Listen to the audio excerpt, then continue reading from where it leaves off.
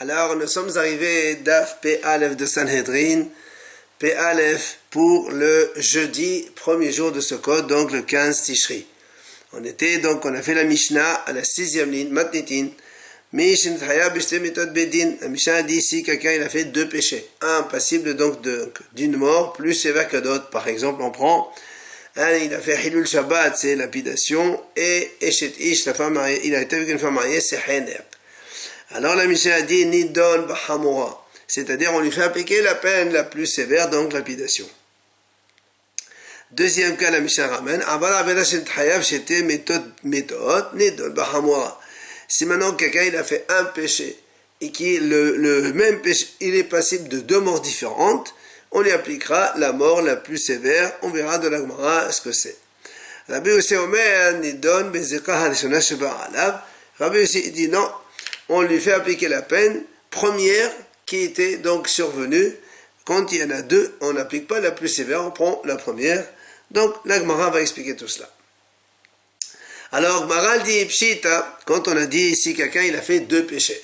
Un, par exemple, on a dit Hilul Shabbat, lapidation. L'autre, le deuxième, c'est Hener, donc étranglement. On a dit c'est la plus sévère, la lapidation. La Gemara a dit Pshita, mais c'est évident, elle a été gourée de gour. Alors il va gagner le monsieur. Il a fait un péché, lapidation. Il fait un deuxième, on va lui donner le deuxième le plus léger. Alors il fait un deuxième péché, il est gagné dans l'affaire. Amadaba, Chabe Ma'askanan Keon Sha'abar Avera Kalla, Unermadino Ala Avera Kalla, Uehazan Abar Avera Hamura. Sakadata Amina Kiwan de Nermadino La Avera Kalla Haigavra Katilahu, Kamash Malan. Donc il vient, Rabba, il répond. Il dit en fait, ici il s'agit donc du cas suivant. Il a fait un péché léger. Par exemple, d'abord il a été avec une femme mariée, il est Hayaf Hener. Mais le et le Beddin, il a déjà décidé pour lui donc de faire Hener. Seulement, juste avant, il a fait un autre péché, qui est donc Hilul Shabbat par exemple et lapidation. Alors j'aurais pu penser, puisqu'il a été déjà donc condamné par le Beddin pour le Hener, c'est comme si qu'il a été déjà tué, et donc on va lui appliquer cette peine-là. Et te dit non, la Mishnah nous apprend que non, même s'il a été condamné premièrement, donc déjà condamné par le tribunal à l'étranglement, si entre-temps il a fait un péché passible de lapidation, eh ben on lui applique la lapidation la plus sévère. Donc le frère de Rav Yosef, il a posé la question à Rabba Bar Natan. D'où on apprend justement cette notion que quand il y a deux morts différentes, eh bien on applique la peine la plus sévère. Alors il lui dit, Dirtiv, c'est marqué dans le pasuk là-bas, dans Yehezkel, Veolid ben Paris Shofech Dam, quelqu'un il a enfanté un enfant Paris, c'est-à-dire effronté, qui donc verse du sang. Il a mangé sur la montagne, il a rendu impur la femme de son prochain. Et il a mis ses yeux dans l'arbre d'Azara. Et la Gemara détaille ce pasuk. Puisque donc c'est un enfant qui a donc versé du sang, ça c'est Besaïf. Sa mort c'est par l'épée. Et quand il a rendu impur, donc il a eu de relation avec la femme de son prochain, Zoish c'est la femme mariée, donc Behener c'est l'étranglement. Et il a fait l'arbre d'Azara, donc c'est Besrila avec la lapidation. Donc tu vois ici dans le pasuk on cite trois péchés différents avec donc trois condamnations différentes. Et le pasuk conclut Motumat Damav Bo Yeye. Donc il sera Damav Bo, c'est-à-dire Besrila. Tu vois bien qu'ici dans le pasuk on a trois morts différentes, on a Hener, on a Skrila et on a Saïf. Donc étranglement, lapidation et l'épée. Et le pasuk il dit il faut lui faire lapidation donc la plus sévère. Alors, Matkif la Rav Nachman ben Ishaq, il vient Rav Nachman ben Ishaq, il objecte, il dit pourquoi? Peut-être que je pourrais dire que ces trois fautes, donc citées dans le pasuk, ils sont passibles de lapidation toutes les trois. Comment? Donc le fils qui verse du sang, c'est le fils rebelle, et lui aussi des Biskrila. Et il a rendu impur ça à la femme de son prochain, et peut-être qu'il pourrait s'agir Zona Alamu Alassa. C'est une fille fiancée. Et là aussi, des Biskrila. Et là, Avodah Zarah, c'est Beskela. Donc ça fait 3 lapidations. Et la Torah a dit, il faut faire lapidation. Donc là, tu n'as pas la preuve qu'il y a des morts différentes et on applique la plus sévère. On dit, l'objet, si c'est vraiment ça, qu'est-ce qu'il nous apprend Heskel dans ce passage-là? Il y a 3 lapidations, on va le lapider. Ben, c'est normal, non? Alors on a dit peut-être, dit le Torah Kamadat. Il lui dit, il te répète la Torah. Imken. On a vu Moshe Rabbeinu aussi, il a répété des choses de la Torah, dans des varim, dans Mishneh Torah. Alors moi, a dit non. Si c'est comme ça, alors si c'est comme ça, il aurait dû répéter comme il a fait Moshe Rabbeinu, en parlant clairement, pourquoi il a dû utiliser des versets un petit peu couverts comme ici. Il aurait dit clairement, le Na'alam Wanasa, c'est ce qu'il a, etc., etc. Darash Ravaha Bar Hanina. Le pasuk il dit là-bas dans Yahizkel aussi, il est harim lo achal, il est là-bas mangé dans la montagne. Et c'est ve'enav le nasa, donc il n'a pas mis les yeux dans la vodazara. Et c'était l'automé, il n'a pas donc rendu impur la femme de son prochain. Et le pasuk il termine là-bas, il dit Sadirhu, il est sadiq. Alors moi, dit qu'est-ce que ça veut dire? C'est parce qu'il n'a pas fait ça, il est sadiq, donc il aurait pu faire autre chose. C'est pour ça que le Ravaha il nous explique, il dit ça veut dire quoi? Il n'a pas mangé grâce aux montagnes. Les montagnes, ça représente les patriarches, c'est-à-dire tout ce qu'il a mangé dans ce monde, c'est par son mérite lui-même, donc c'est un grand tzaddik. Il n'a pas porté ses yeux dans l'arbre d'Azara, il n'a pas marché la tête haute. Il n'a pas rendu impur la femme de son prochain, ça veut dire ça veut dire qu'il n'est pas descendu dans le travail de son prochain, il n'est pas venu enlever la parnassa de l'autre, de quelqu'un d'autre. Enfin, il ne s'est pas approché d'une femme nida, il n'a pas profité de la boîte de tzedaka. Il vivra. Donc ça, c'est évidemment des grands mérites. Et là, on nous raconte que quand Rabban Gamliel est arrivé à ce pasouk, il pleurait. Pourquoi? Ça veut dire que quand le pasouk il dit il a fait ça, il faut faire tout ça pour vivre, pour mériter de vivre. S'il fait une de ces 4 choses-là, il ne peut pas mériter de vivre. Alors, Ramal et Rabbi Akiva, il lui répond, il lui dit, d'après toi, quand le pasuk il dit, à propos de toutes les abominations des gouyim, Avodah Zarah, les harayot, le meurtre, etc., la Torah dit, ne vous rendez pas impurs dans tout cela. Ça veut dire quoi? Ça veut dire, dans tout, il ne faut pas se rendre impur, mais dans quelques-unes seulement, tu peux te rendre impur? Non, c'est sûr que non. Donc quand le pasuk il dit ne vous rendez pas impurs dans tout cela, c'est pas dans tout, dans l'une de tout cela, donc dans une de tous. Alors là aussi, là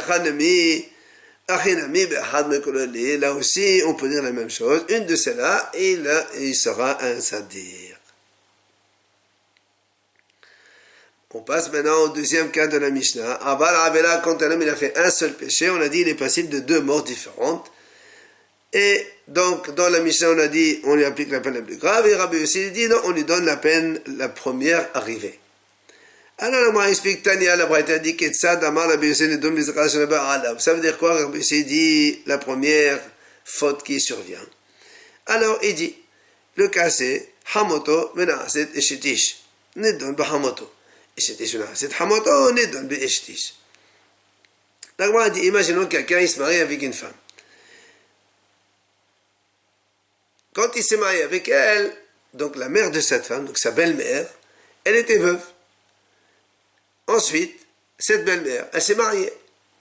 Et alors, lorsque le Hatan il va avec sa belle-mère, il a fait donc un péché, il a été avec sa belle-mère, mais ce péché, il est passible de 2 morts. Un pour la belle-mère qui est srefa, la brûlée, et 2, c'est une femme mariée qui est hener. Et nous, on dit donc, il faut, donc la sentence est plus sévère. Il vient Rabbi ici, il dit non. Puisque ici, quand il s'est marié avec sa femme à lui, la belle-mère elle était veuve, Donc il y a le péché de la belle-mère seulement qui était en premier. Après, s'en est suivi, donc la femme elle s'est mariée, cette belle-mère, et donc elle est échetiche. Alors, selon Rabbi Yossi, on applique la première sanction, c'est-à-dire hamoto, c'est-à-dire brûler. Mais lorsque ce monsieur s'est marié avec une femme, et la belle-mère, elle était donc évidemment encore mariée, alors il va avec cette belle-mère-là. Ah bon, la belle-mère, elle était d'abord femme mariée, c'est donc la première situation. Ensuite, elle est devenue sa belle-mère. Alors on applique, selon Rabbi Yossi, la mort par Hener. Alors, Amal et Rava, Ravada, il lui dit à Rava, Hamoto na'aset ishtish, ne donne pas Hamoto, quand elle était belle-mère et après elle s'est mariée, on a dit, on ne fait appliquer que la peine de la belle-mère seulement. Les donne namé à Esod eshetish, dit, ha, Amal Rabbi Abahu, modèle de Esod Moussif. Parce que nous, on a, Mahlokat, quand il y a un interdit qui se rajoute, est-ce qu'il faut le rajouter ou pas? Or, Rabbi Yossi lui-même, il dit que Esod Moussif, ça veut dire quand il y a un interdit qui se rajoute, dans le sens où il se généralise à d'autres. Comme ici, la belle-mère, quand elle était veuve, donc elle était interdite au Hatan, mais permise à tout le monde puisqu'elle était encore veuve. Mais si elle se marie avec un, elle devient interdite à tout le monde. Donc ça s'appelle Issur, un interdit qui est Moussif. Moussif, ça veut dire qu'il généralise l'interdiction à tout le Olam. Or, la Bible, dans ce cas-là, il dit il faut rajouter le Issur. Alors là aussi, alors Amal Adam Beri, il lui a dit, son père, Adam, mon fils, tu veux le tuer 2 fois, c'est pas possible, on ne peut pas tuer 2 fois. Quand on a tué 1 fois, ça y est. Nouvelle Mishnah, Matnitin. Mishnaka Weshana. Si quelqu'un il a fait un péché passible de Malkout, et il a répété ce péché une 2e fois. À la 3e, Bedin, Marnessin à tout l'équipa. Le Bedin, il le fait entrer dans une cellule. On fait manger donc de l'orge jusqu'à ce que son ventre il explose et il meurt. Alors la Gemara pose une question. Parce qu'il a fait donc 2 fois un péché passible de 39 coups, tu vas le tuer? Il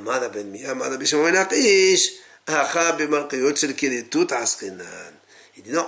Il vient Rechakish, il dit en vérité, ce sont des malkout 39 coups, mais des péchés passibles de karet. Nous, on sait que quand un homme il a fait un karet, s'il prend 39 coups, le 39 coups pardonne le karet, c'est-à-dire le retranchement. Et là, effectivement, il s'agit de péchés qui sont passibles de retranchement. Quand on l'avertit pour malkout, alors il prend malkout et ça pardonne le karet. Et comme il explique là-bas, puisque lui, quand il a fait les péchés, il était passible de karet. De la Mikrav, Katlé, et donc normalement, et il a fait un péché, il n'est pas Hayamita puisqu'il a été donc frappé. Seulement, et quand il recommence une 2e fois le péché, donc c'est vrai que lui, il s'approche de la mort, alors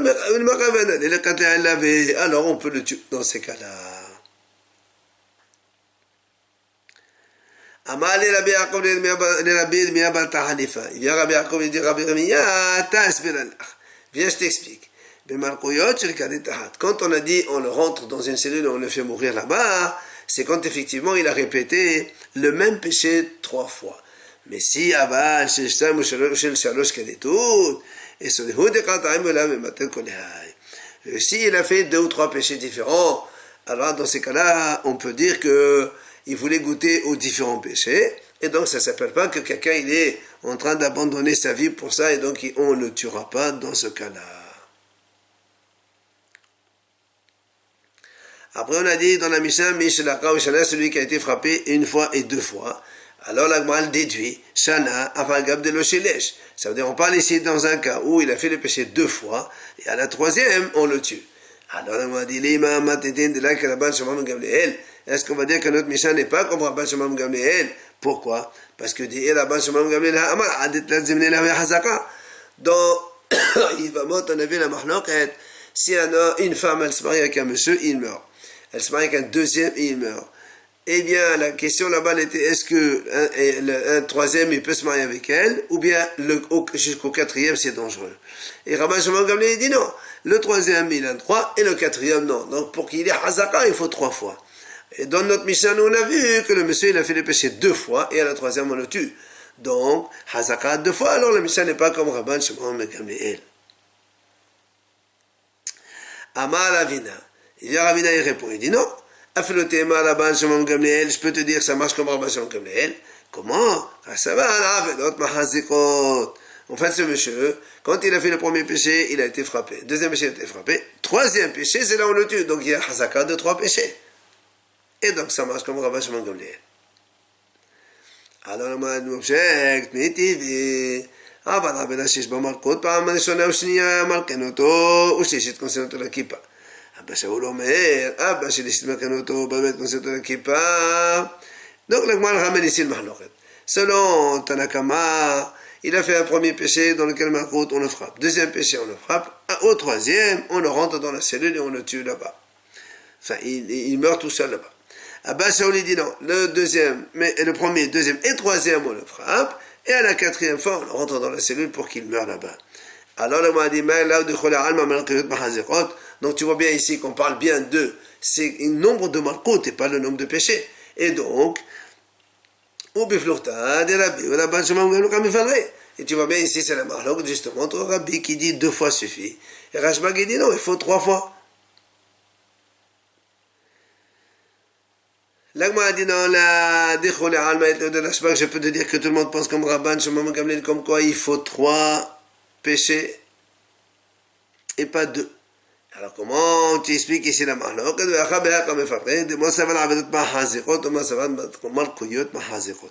dit non, en vérité ici la mahlok, est-ce que ce sont les péchés, le nombre de péchés qui compte ou le nombre de malkout? Un il dit quand il a fait 3 péchés, c'est-à-dire il a eu 2 malkout au 3e péché, il prendra la mort. L'autre dit non, il faut 3 malkout. Et à la 4e, au 4e péché, là on le rentrera dans la cellule pour qu'il meure. Alors là, on m'a dit, pourtant il y a une braïta qui dit, Hetrubo vishatak, Hetrubo bekin rosho. Pam rishona oshnia, maten bo, shlishit konsen אותו לכיפה. אבא שאול אומר, אבא שלישית maten bo, babet konsen אותו לכיפה. אבל אתה מקודיקה. Alors on m'a dit, pourtant, on a vu une braïta qui dit, si on a averti quelqu'un et il s'est tué, nous on a déjà vu que pour être condamné, il faut avertir donc le fauteur. Et non seulement il faut l'avertir, mais il faut aussi qu'il dise « je sais et je fais quand même ». Or là, on l'a averti, il s'est tué, il n'a pas répondu. Donc l'avertissement n'est pas valable. Et on l'a averti une 2e fois, il a baissé la tête, encore une fois, l'avertissement n'est pas valable. Une première fois, une 2e fois, on l'avertit comme ça. À la 3e, on le rentre dans la cellule pour qu'il meure. Et Abba Shaul dit non, même à la 3e fois aussi, il faut l'avertir. Et à la 4e, on le rentre dans la cellule. Or ici, on a bien dit qu'il n'y a pas de malkout. Or ici, c'est quoi? C'est uniquement le nombre de fautes. Et tu vois bien qu'il y a une mahloket. Un, il dit 3 fautes. 2 fautes, et à la 3e, on le tue. Et l'autre, il dit 3 fautes, et à la 4e, on le tue. Bema yakam efarre. Comment elle répond? Ravina, il dit en vérité, non, on peut te dire c'est 3. Seulement, la question, elle est, la mahloket, c'est est-ce qu'il faut l'avertir pour le rentrer dans la cellule ou pas? Un, il dit, après 2 péchés, on l'avertit, on dit, attention, si tu fais le 3e, on va t'entrer dans la cellule. Et l'autre, il dit non, même s'il fait 2 péchés, il fait le 3e, on le rentre à la 4e fois sans qu'on ait besoin de l'avertir. Et l'Agma a dit, qu'est-ce que c'est cette cellule? Mais le komato, on le rentre dans un trou, donc, qui est exactement sa taille, pas plus. Et après, il meurt là-bas. Comme on dit, on lui donne de l'orge à manger jusqu'à ce qu'il gonfle son ventre et il explose. D'où on a eu cette allusion à cette possibilité de mort. Amad et Sharish, Temotet, Racha, Ra'a, Sharish, il a dit, le Racha, c'est le mal qu'il a fait qui va le tuer. Tu vois bien, donc c'est le péché qui va le faire tuer. Et là, on ramène encore autre chose de Rishakish. Un homme, il ne connaît pas son temps. Ça veut dire quoi? Il dit, c'est comme des poissons qui sont attrapés dans un filet mauvais. Et là, on dit, qu'est-ce que c'est Maïm Metzodara? C'est quoi un filet mauvais? Amar les Sharish, Hika, c'est-à-dire l'hameçon dans lequel le poisson se fait attraper. La même chose, un homme il se fait attraper par ses fautes qu'il fait. Matitin, la Mishnah dit, Haorer nefesh lo be'idim. Si un homme, il tue, mais il n'y a pas de témoin. Qu'est-ce qu'on le fait? Là aussi, la Mishnah dit, on le fait rentrer dans une cellule et on le fait manger du pain dur et de l'eau, c'est-à-dire avec petite quantité, jusqu'à ce qu'il meure. Alors, la Gemara pose une question. Si tu dis qu'il a tué sans témoin, alors comment tu sais qu'il a tué? Amara, Rav, il a donné première possibilité, Be'edout meyuhed. Ça veut dire quoi? Rav, il a dit, imaginons, il y a un monsieur qui a tué, donc, il y a Edout meyuhed, un témoignage particulier. C'est quoi? C'est quand il y a deux témoins qui ont vu le meurtre à distance, mais les deux témoins ne se voyaient pas. Or, nous, on exige que les deux témoins soient présents et se voient ensemble. Et là, pour dîner une fachotte, évidemment, on ne peut pas tuer. C'est pour ça qu'on ne peut pas le tuer, mais on sait qu'il a fait ça. Shmuel Amar, c'est le Behatra. Shmuel dit, il y a une autre deuxième possibilité. C'est que deux témoins l'ont vu, mais ils n'ont pas eu le temps de l'avertir. Alors, ils ont vu l'acte, mais il n'a pas été averti et on ne peut pas le tuer. Rav Hazdi dit, il y a une troisième possibilité, c'est que les deux témoins ont répondu juste aux questions donc principales, les 7 questions dont on a parlé précédemment, mais seulement dans les questions subsidiaires, il y a eu un contre... donc les deux témoins se contredisent, et là aussi, on ne peut pas tuer à cause de ça. Comme on l'a vu dans la Mishnah justement, Ben Zakkai, il a posé des questions sur carrément la tige qui soutient les figues quand le péché s'est fait au-dessous d'un figuier. Après, on a dit dans la Mishnah, on les fait manger du pain et de l'eau avec donc très peu jusqu'à ce qu'il meure. Alors la Gemara pose une question. La Gemara